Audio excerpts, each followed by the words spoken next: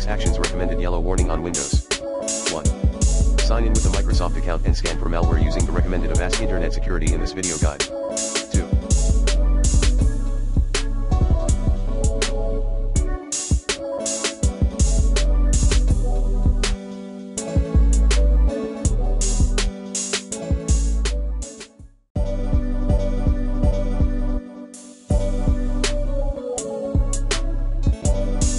Make sure that all pillars are green. We recommend that you restart your PC. 3. Check for updates. 4.